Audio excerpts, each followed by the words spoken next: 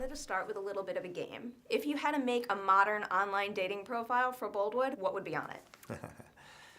I don't know. What do you have to put into a profile? I've never done it. Maybe the kind of girl he's looking for, All right, what okay. his hobbies are, things like that.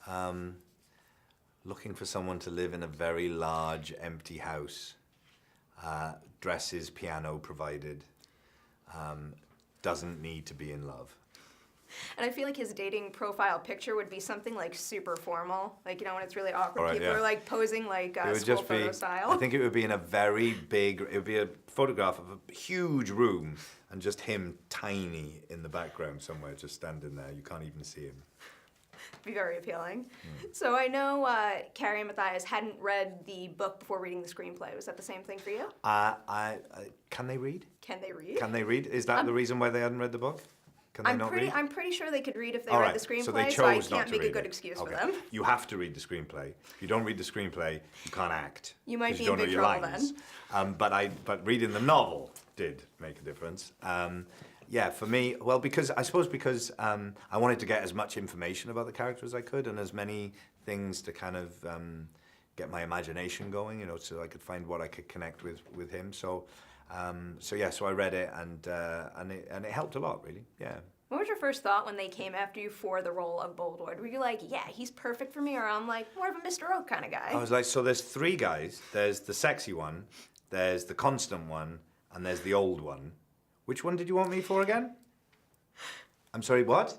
The old one? That was how the conversation went when I was He's first. quite charming, though, because even though Mr. Oak is the hero, I feel like he does kind of level the playing field at some point where it makes you think that he is a perfectly fine suitor for her. I think the story works better if you believe that any one of them could be the one that she should be with. You know, I think that's good. It shouldn't just be obvious that, you know, well, there's obviously the one guy. They all have something to offer, and they all bring out different aspects of her personality as well. I like to think that she made a mistake and that Boldwood is the man who she should have ended up with, but, you know, no accounting for taste. Wouldn't have been too bad if that's the way it panned out. No, thank you very much. He does have a fine beard. I think so. And he can sing. It's a plus. He can sing. Why do you need to It's tend true. to sheep if you could sing? Exactly, I should have put that in my dating profile. There you go. Barbershop quartet needed to be completed. So before we have to wrap up, I wanted to ask about an upcoming project, and I wanted to ask about Alice Through the Looking Glass. All right. Do you think we'll be able to tell any difference between the two directors, between their styles, when we see the final film? I don't know. I'm sure. I mean, Tim Burton is, an extraordinary director, and very much his own style. One of the most unique styles of directors.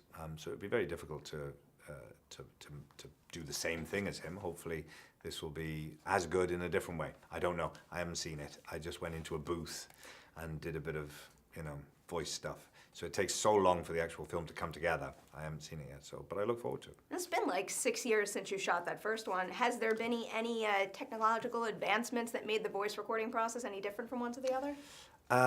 No, it's all fairly low tech, it seems to me, when I'm doing it. It's like when you do these films, which is massive, big CGI films. For the actor, you tend to just have to act to a little cross on the end of a stick, made out of tape.